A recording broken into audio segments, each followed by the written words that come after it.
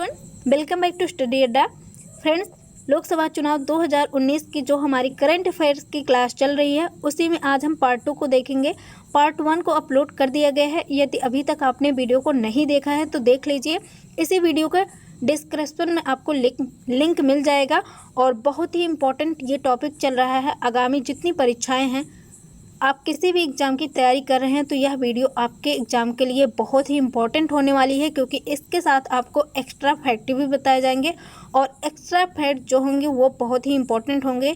तो वीडियो को पूरा ध्यान से वॉच कीजिएगा। देखते हैं चुनाव आयोग, इसके बारे में जान लेते हैं। चुनाव आयोग की स्थापना कब हुई थी? ये क्वेश्चन बहुत ज़्यादा पूछा जाता है एग्ज़ाम में। याद रखिएगा, 25 जनवरी 1950 को चुनाव आयोग की स्थापना की गई थी। और पहले मुख्य चुनाव आयुक्त कौन बने थे? तो ये बने थे सुकुमार सेन। क्वेश्चन बहुत ज़्यादा एग्जाम में पूछा जाता है कि पहले मुख्य चुनाव आयुक्त कौन थे। तो याद रखिएगा, सुकुमार सेन पहले मुख्य चुनाव आयुक्त थे। इनके बारे में तो ज़्यादातर लोग जानते हैं, लेकिन जो नेक्स्ट क्वेश्चन है ये इम्पोर्टेंट रहेगा आगामी जितनी परीक्षाएं होने वाली हैं। पहली महिला मुख्य चुनाव आयुक्त कौन थी? BS रमा देवी। महिला के बारे में पूछा जा रहा है। तो ये क्वेश्चन मैं आपको बता दूं, अभी हाल ही में B.Ed एंट्रेंस 2020 में एक क्वेश्चन पूछा गया था कि पहली महिला लोकसभा अध्यक्ष कौन थी। ये क्वेश्चन इसी तरह से ये क्वेश्चन भी इम्पोर्टेंट है। तो पहली महिला लोकसभा अध्यक्ष मीरा कुमार थी। इसी तरह से आप देख सकते हैं यहाँ पे पहले चुनाव आयुक्त पूछा गया। ये क्वेश्चन अब कम पूछा जाता है। अब ऐसे क्वेश्चन ट्रेंड में चल रहे हैं। पहली महिला मुख्य चुनाव आयुक्त बनाई गई थी BS रमा देवी। तो इनके बारे में याद रखिएगा। नेक्स्ट देखते हैं, वर्तमान में मुख्य चुनाव आयुक्त कौन है? तो आप सितंबर में करंट अफेयर्स पढ़ रहे हैं तो आपको बता दें कि अभी हाल ही में राजीव कुमार को चुनाव आयुक्त नियुक्त किया गया है वर्तमान में। इसके पहले सुनील अरोड़ा जी थे। सुनील अरोड़ा इसके पहले थे, लेकिन अभी कौन है? राजीव कुमार। तो ये अब याद रखिएगा। इसी तरह से आपको फैक्ट बताए जाएंगे।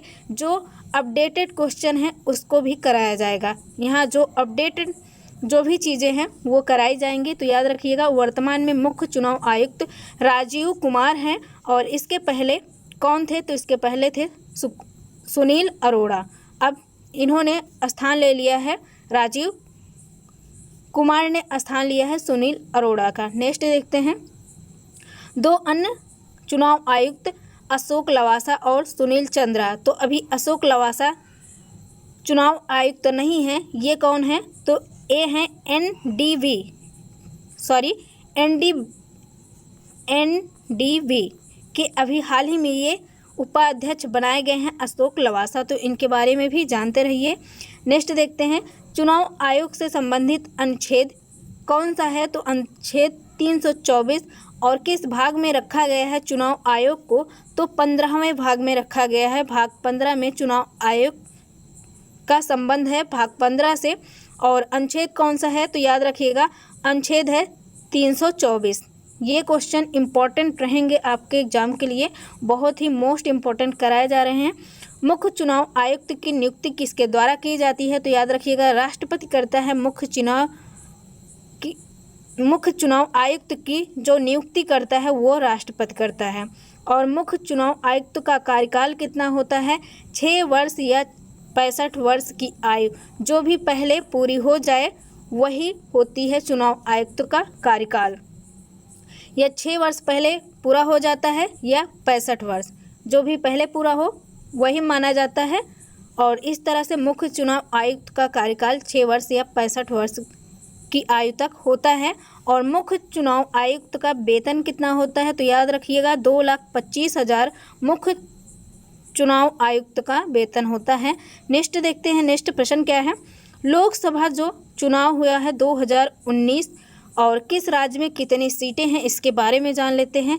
तो सबसे ज़्यादा सीटें आपको पहले ही बता दें कि सबसे ज़्यादा सीटें जो है उत्तर प्रदेश राज्य से है। कितनी है? 80।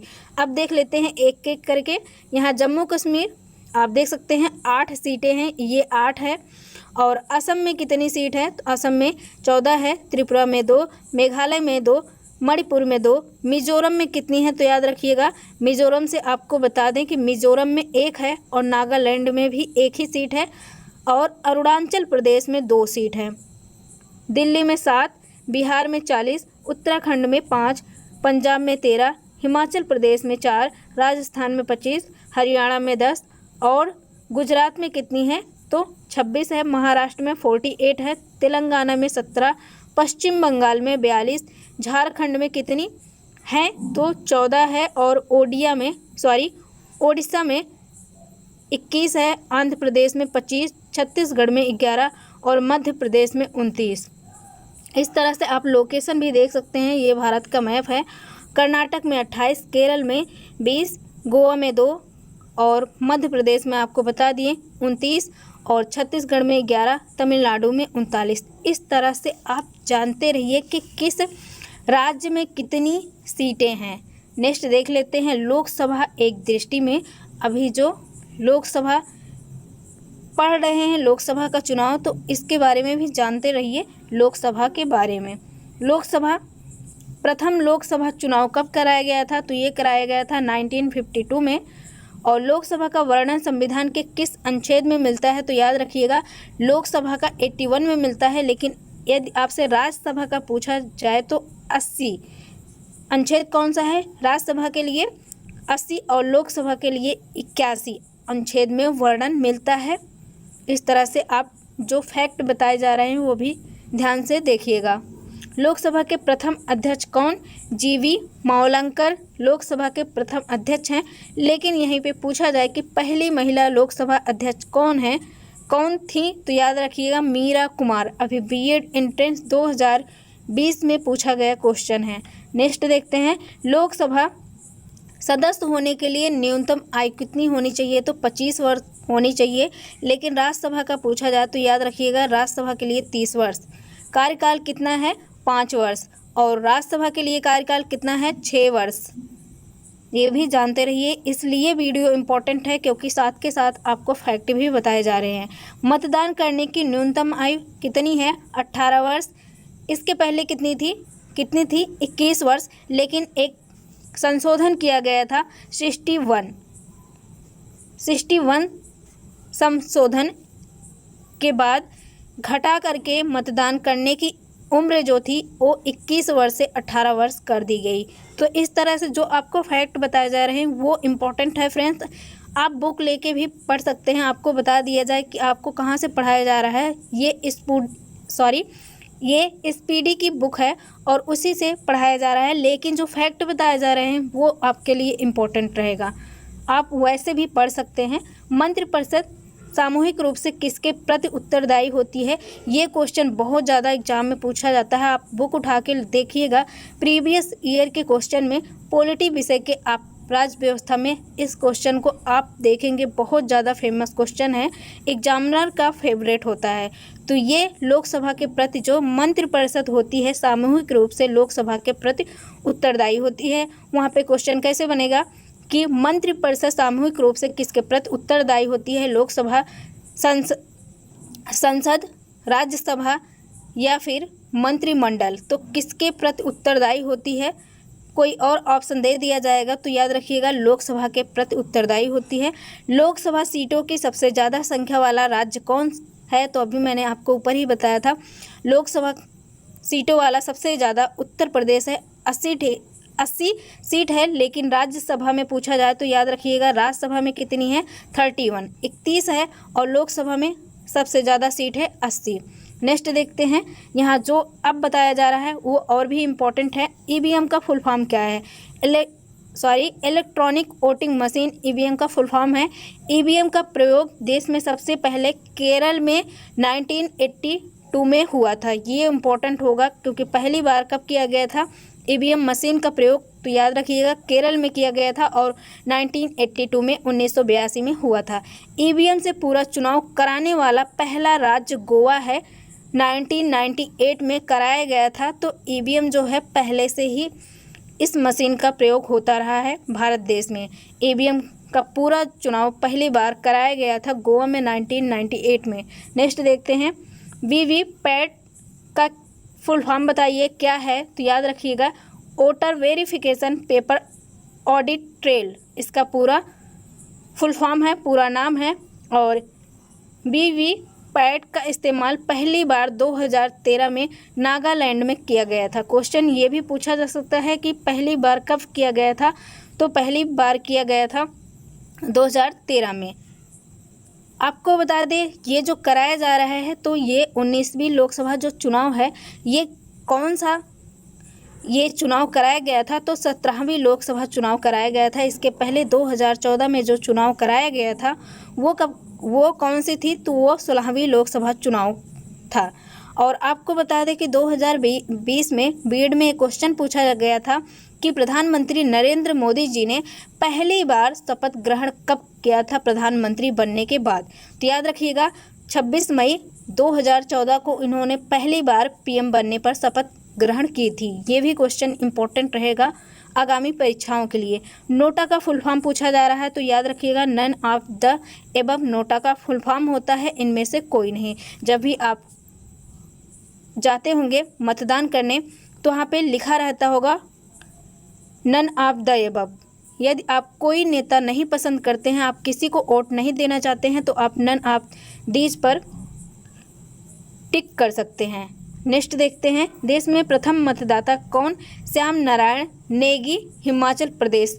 इन्होंने ही 2019 में जो लोकसभा चुनाव हुआ था तो सबसे पहले जो मतदान किया था वो किया था श्याम नारायण नेगी, जो कि हिमाचल प्रदेश से बिलोंग करते हैं। राष्ट्रीय मतदाता दिवस कब मनाया जाता है? तो ये भी question UP TET super TET के लिए इम्पोर्टेंट रहेगा। ये कब मनाया जाता है? तो ये मनाया जाता है 25 जनवरी 2019 को। नेक्स्ट देखते हैं, जो भी फ्रेंड्स क्वेश्चन कराए जा रहे हैं बहुत ही इम्पोर्टेंट बनेंगे आपके एग्जाम के लिए। तो भी क्वेश्चन कराए जा रहे हैं सबके सब बहुत ही इम्पोर्टेंट है।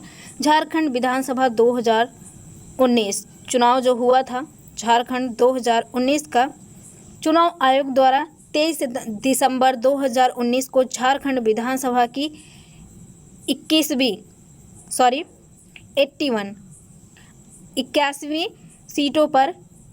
सीटों पर चुनाव के अंतिम परिणाम जारी किए गए, जिसमें झारखंड मुक्ति मोर्चा JMM के नेतृत्व में बने झामुमो कांग्रेस राजद RJD गठबंधन ने 47 सीटें जीतकर स्पष्ट बहुमत प्राप्त कर लिया। और ये कितनी सीटों पर हुआ था? तो 81 सीटों पर चुनाव कराया गया था। क्वेश्चन जो भी फ्रेंड्स आप पढ़ सकते हैं खुद से भी, लेकिन यहाँ पे थोड़ा सा और आपको ऐड करके चीज़ें अच्छे से समझाकर बताई जा रही हैं।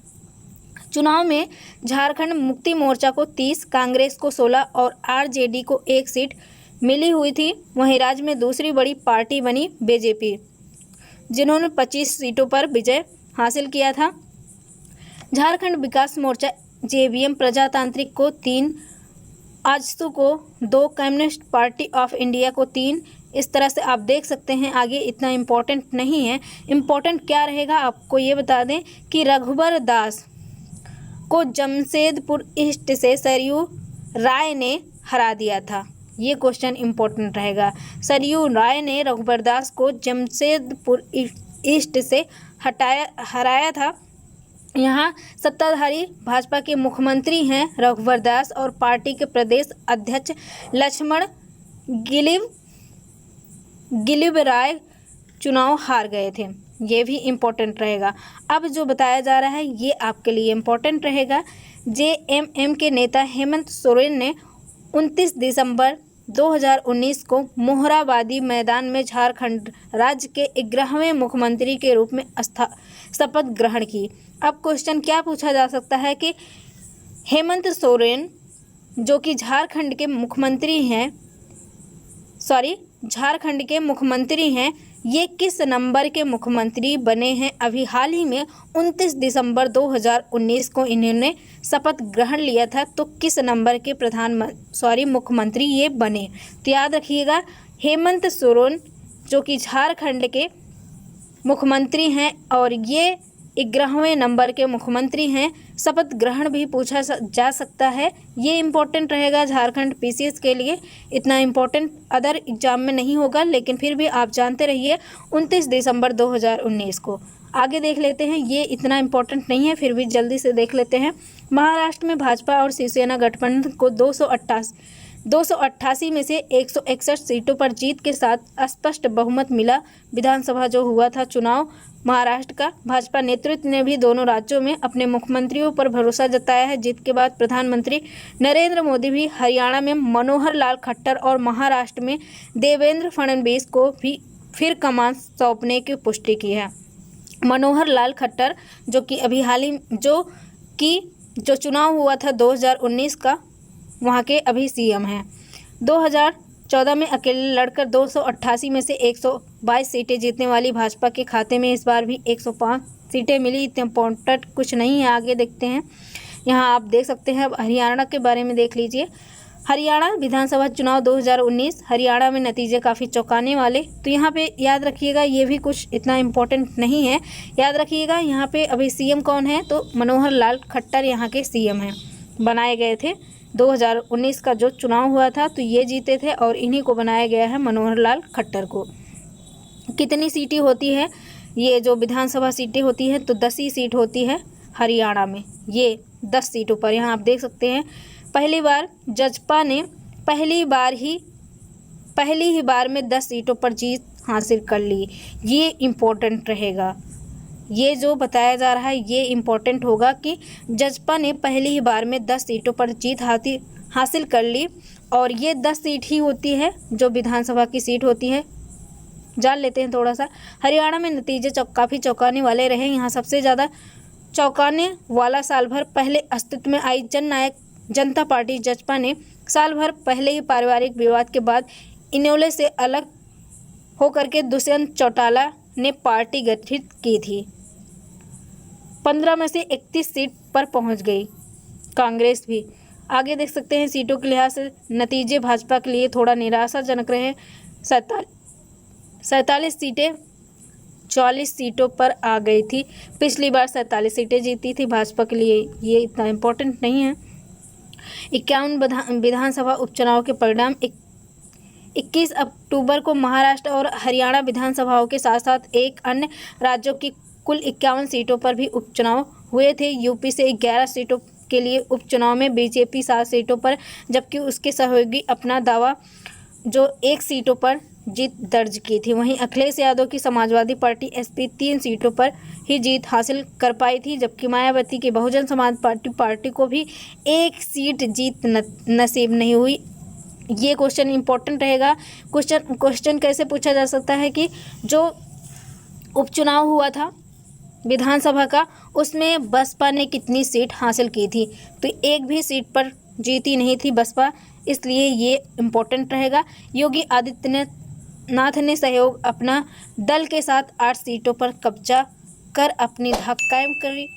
इसका कोई इम्पोर्टेंट नहीं है। तो फ्रेंड्स, वीडियो कैसी लगी कमेंट